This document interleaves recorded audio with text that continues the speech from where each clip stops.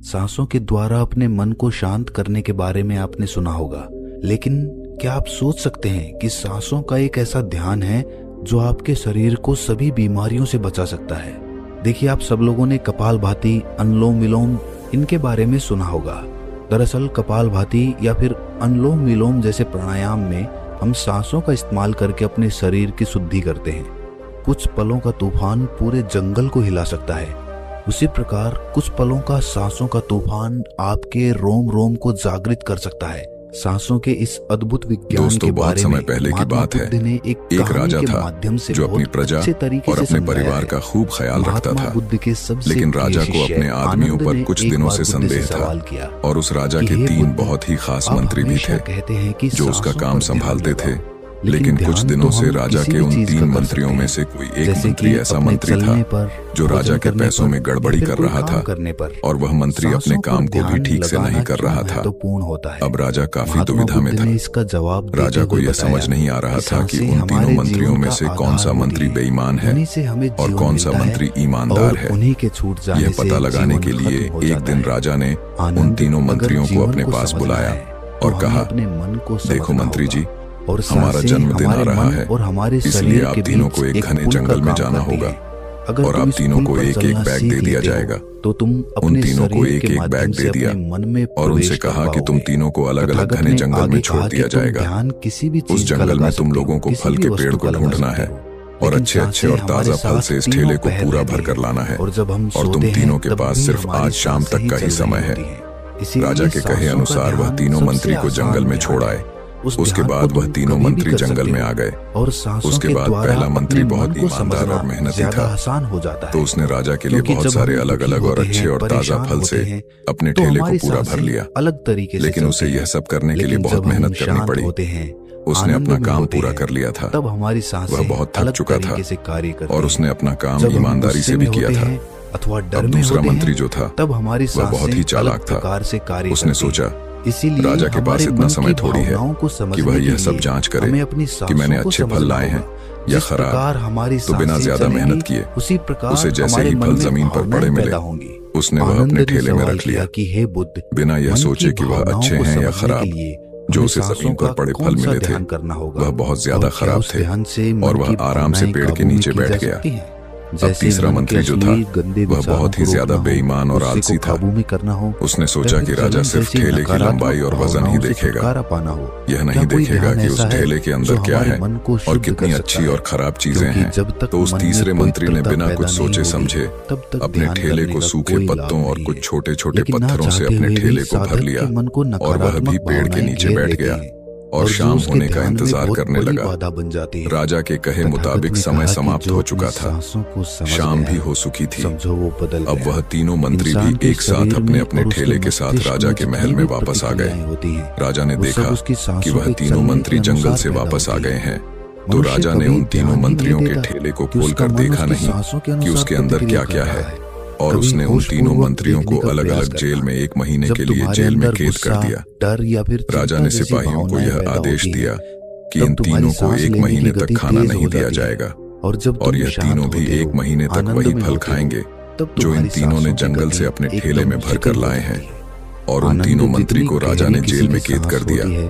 तो जो पहला मंत्री था जिसने अपने ठेले में अच्छे और ताजा अलग अलग फल अपने ठेले में जमा किए थे, उसने जेल में 1 महीना आराम से गुजार लिया, अच्छे फल खाते हुए जो उसने खुद जमा किया था।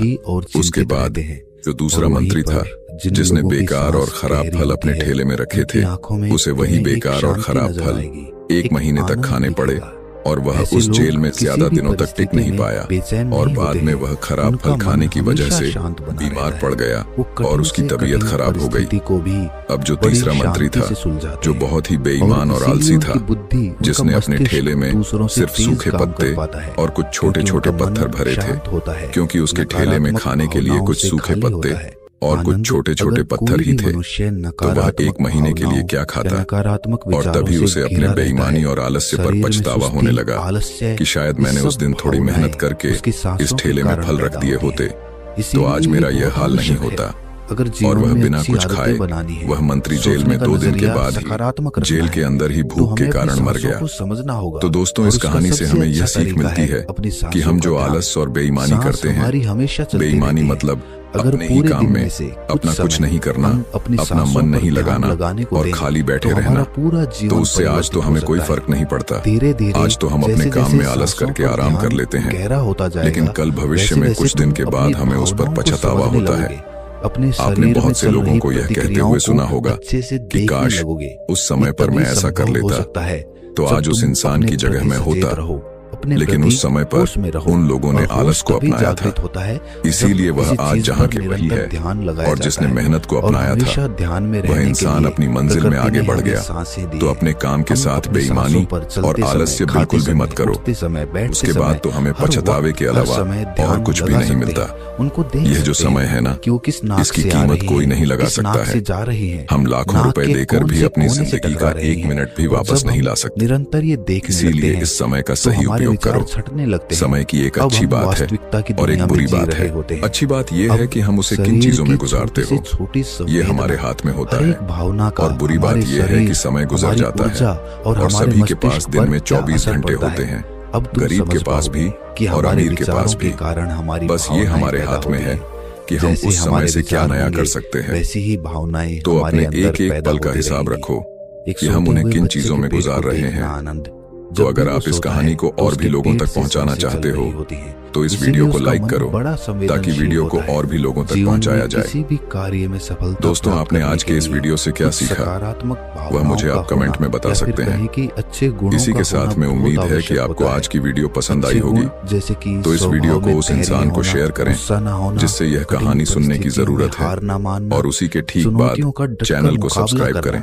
ये सारी तो चलिए या फिर मिलते हैं ऐसी एक और नई वीडियो में एक नए मैसेज के साथ। तब तक के लिए अपना ख्याल रखें और यहाँ तक वीडियो देखने के लिए आपका दिल से आभार। सांसों के द्वारा पैदा किए जा सकते हैं, इनका विज्ञान होता है, लेकिन अज्ञानतावश मनुष्य हमेशा अपने को बाहर से बदलना चाहता है, लेकिन अपने अंतर मन पर कभी ध्यान नहीं देना चाहता, जहाँ से सारा ब्रह्मांड संचालित हो रहा है, जहाँ से आपकी सारी इच्छा पूरी हो सकती है। आनंद ने सवाल किया कि हे बुद्ध, आपने ये तो बताया कि हमारी भावनाएं हमारी सांसों से संचालित होती हैं, लेकिन क्या हमारी सांसें हमारे शरीर को भी स्वस्थ रख सकती हैं? और अगर हाँ, तो उसके लिए क्या तरीका है, कौन सा तरीका है या फिर कौन सा ध्यान है? तथागत ने इसका जवाब देते हुए बताया कि हमारे शरीर के लिए सबसे ज्यादा आवश्यक हमारे रक्त का ठीक तरीके से चलना है। अगर शरीर में रक्त अच्छे तरीके से चलेगा तो हमारे शरीर में कोई बीमारी पैदा नहीं होगी, लेकिन अगर हमारा रक्त दूषित है, उसमें कुछ गंदगी है, तो वो शरीर के दूसरे अंगों को भी बीमार कर देगा। इसीलिए ये सबसे ज्यादा आवश्यक है कि आपका रक्त एकदम साफ हो, और रक्त के साफ होने के लिए सबसे ज्यादा जरूरी सांसें होती हैं। गहरी सांस हमारे रक्त को साफ रखती है। जिस प्रकार हमारे शरीर की खुराक भोजन होती है, उसी प्रकार हमारे रक्त की खुराक सांसें होती हैं। इसीलिए तुम जितनी गहरी सांस लेते हो, तुम पाते हो कि तुम्हारा मस्तिष्क उतना ही शांत, उतना ही शीतल होता जा रहा है, क्योंकि मस्तिष्क में रक्त का प्रवाह बहुत अच्छे से पहुंच रहा है। और इसीलिए मस्तिष्क में दुख, संताप या उदासी जैसे लक्षण कभी पैदा नहीं होते। सुबह सुबह अपनी सांसों के साथ किया गया ध्यान या फिर प्राणायाम हमारे पूरे जीवन को स्वस्थ बना सकता है, सारी बीमारियों को दूर कर सकता है। जो लोग रोज सुबह उठकर ठीक तरह से प्राणायाम करते हैं, उनका पूरा दिन आनंद से भरा हुआ रहता है। कोई दुख, कोई चिंता उनके दिमाग में घर नहीं कर सकती है। याद रहे कि सुबह का किया हुआ ध्यान या फिर प्राणायाम सबसे ज्यादा लाभकारी होता है। वैसे तो ध्यान तुम किसी भी समय कर सकते हो, क्योंकि ये हर समय लाभ पहुंचाता है, लेकिन जब बात प्राणायाम की आती है तो प्राणायाम सुबह सुबह करने चाहिए, जब पेट खाली होता है। ब्रह्म मुहूर्त में किया गया ध्यान आपको ध्यान की गहराइयों तक लेकर जा सकता है। कुछ ही समय में उसके अच्छे परिणाम देखने को मिलते हैं। ब्रह्म मुहूर्त वो समय होता है जब पूरी प्रकृति जागृत होती है। पक्षी अपने घोंसले छोड़कर भोजन की तलाश में निकल पड़ते हैं। ग्वाले गायों का दूध निकालते हैं। मंदिरों के द्वार खुल जाते हैं। ऐसा प्रतीत होता है जैसे कि पूरी प्रकृति का ये सृजन का समय होता है। आनंद, अगर तुम होश में रहकर सुबह के समय की सुंदरता देख पाए तो तुम ध्यान की गहराइयों को समझ पाओगे, समाधि की अवस्था तक जा पाओगे। आपका पूरा जीवन अपने आप परिवर्तित हो जाएगा। बुरी आदत या बुरे विचार छोड़ने के लिए कोई मेहनत नहीं करनी पड़ेगी, अपने साथ कोई जबरदस्ती नहीं करनी पड़ेगी। बुरे विचार, बेफिजूल की भावनाएं अपने आप मन से गायब होती चली जाएंगी।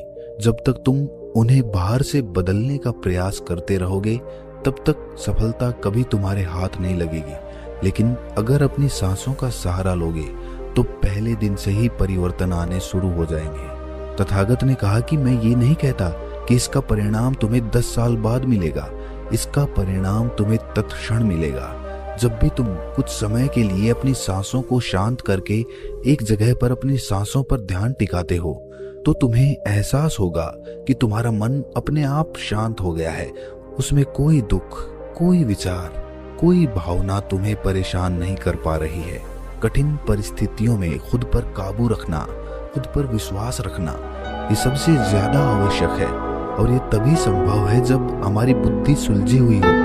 हम छोटी छोटी बातों के बारे में ज्यादा सोचने की जगह तुम उसके हल के बारे में विचार करने लगोगे। अभी तुम्हारी ऊर्जा हो सकता है कि गलत जगहों पर इस्तेमाल हो रही हो, लेकिन अगर अपनी ऊर्जा को एक सही दिशा देनी है, उसका सही इस्तेमाल करना है तो तुम्हें सांसों का विज्ञान समझना ही होगा।